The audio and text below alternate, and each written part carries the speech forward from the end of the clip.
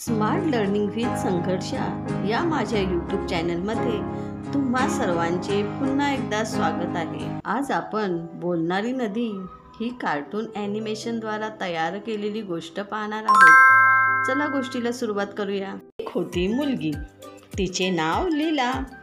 होती ती चौथीत अन होती भारी खोडकर। लोकांना त्रास द्यावा असे तिला नाही वाटायचे, पण तिला खोड्या करण्याची भारी हौस। स्वतःच्या मनात येईल ते करायची तिची इच्छा असायची। त्यासाठी मजेशीर युक्त्या शोधायची। तिचे घर होते गावाच्या एका टोकाला। तिच्या घराच्या मागील वावराच्या बाजूला थोडेसे चालत गेले की नदी होती। एक दिवस लीलाला बर्फाचा गोळा खावासा वाटला। आई म्हणाली, नको खाऊ। ताई म्हणाली, नको खाऊ। माई म्हणजे तिची आजी म्हणाली, लीला ग लीला, नको खाऊ गोळा, दुखेल तुझा गळा, सगळं पाणी होईल नाकात गोळा। आता काय करावे बरे? लीला विचार करू लागली। तिला एक युक्ती सुचली। ती नदीकडे गेली। नदीला म्हणाली, नदी ग नदी। पण नदी बोलणार कशी? मग ती स्वतःच म्हणाली, बोल ग लीला। मग लीला म्हणाली, नदी ग नदी, लीलाला खायचाय बर्फाचा गोळा, पण माई म्हणाली दुखेल गळा, खाऊ का नको? पण नदी कशी बोलणार? परत लीलाच म्हणाली, मग खा की, पळत जा आणि पटकन खा। लीला म्हणाली, अगं पण तुझं कसं ऐकू? ताई म्हणाली नको खाऊ, आई म्हणाली नको खाऊ, माई म्हणाली नको खाऊ। पण नदी कशी बोलणार? परत लीलाच म्हणाली, अगं ताईपेक्षा मोठी आई, आईपेक्षा मोठी माई, पण माईपेक्षाही मोठी मी, नदीबाई, माझं ऐक बरोबर। त्या पळत बर्फवाल्याकडे गेली। गोळा खाऊन परत आली। तिला बोलणारी नदी खूप आवडली। ताई, आई, माई यांच्यापेक्षा मोठी नदीबाई। तिची परवानगी मिळाली की आपण हवे ते करू शकतो असे तिला वाटले। एक दिवस लीलाला आला कंटाळा। तिला वाटले बुडवावी शाळा। तिने ताईला विचारले। ताई म्हणाली, नको बुडवू शाळा। आई म्हणाली, नको बुडू। माई म्हणाली, लीला ग लीला, आला जरी कंटाळा, बुडवू नकोस शाळा, शिकून सवरून होशील सुखी माझ्या बाळा। लीला चिडली। कुणीच कसे शाळा बुडवू देत नाही। शाळेत जाते असे सांगून ती नदीकडे गेली। नदीला म्हणाली, नदी ग नदी, लीलाला आलाय कंटाळा, बुडवावी वाटते शाळा, काय करू?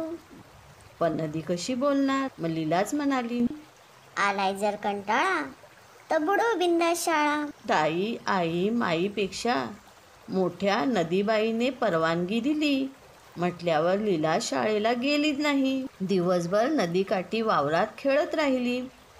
संध्याकाळी घरी आली। तिची ताई तिच्या शाळेत 7वीत शिकत होती।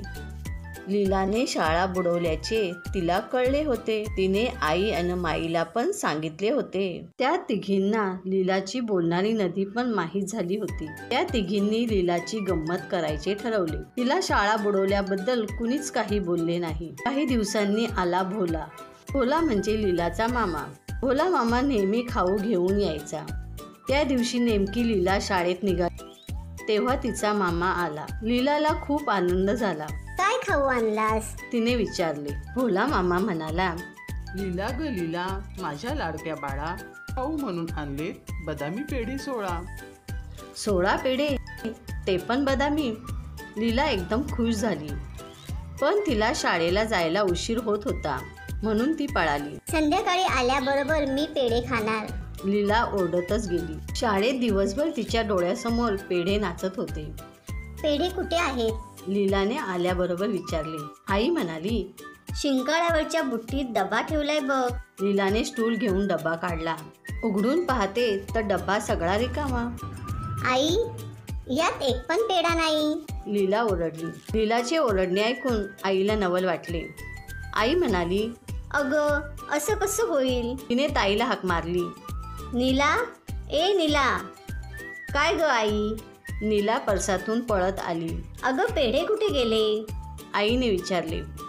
कुठे गेले म्हणजे? मीच खाल्ले. मी खाल्ले 8 आणि नदीला दिले 8. नीला म्हणाली. तू बदामी पेढे नदीत टाकलेस, मूर्ख कुठली? आई नीलावर ओरडली. अगं हो, तू म्हणालीस पेढे नको खाऊ. माई म्हणाली पेढे नको खाऊ. मग मी नदीबाईला विचारलं. नदी म्हणाली, अगं नीला, पेढे आहेत 16. तू घे 8, मला दे 8. अगं, पण नदी कशी बोलेल? माई आणि आई एकदम म्हणाल्या. कशी म्हणजे? लीलाशी बोलते तशी. नीला म्हणाली. काय ग लीला, नदी तुझ्याशी बोलते? माईने विचारले. अगं माई, तीच तर लीलाला गोळा खायला सांगते, शाळा बुडवायला सांगते. हो की नाही ग लीला? नीला मध्येच बोलली. लीला आता चिडली. तिची खोडी तिच्यावरच उलटली होती. आता काय करावे बरे? तिने थोडा विचार केला अन म्हणाली, ताई, आई, माई, समजलं ग बाई, नदीशी बोलायला आता जाणार नाही. माई हसत कपाटाकडे गेली अन डब्बा घेऊन आली. लीना अन नीला, घ्या एक एक पेढा आणि खेळायला पळा. पेढा मिळाला असं म्हणत पेढा घेऊन लीला गोट्याकडे पळाली. आता ही काय म्हशीला बोलायला लावणार की काय? माई हसून म्हणाली. बालमित्रांनो, बोलणारी नदी ही कार्टून ॲनिमेटेड स्टोरी तुम्हाला नक्कीच आवडली असेल. लीलाप्रमाणे तुम्हाला नदीशी बोलायचे असेल तर तुम्ही नदीशी काय बोलाल हे मला कमेंट करून नक्की सांगा. धन्यवाद बालमित्रांनो.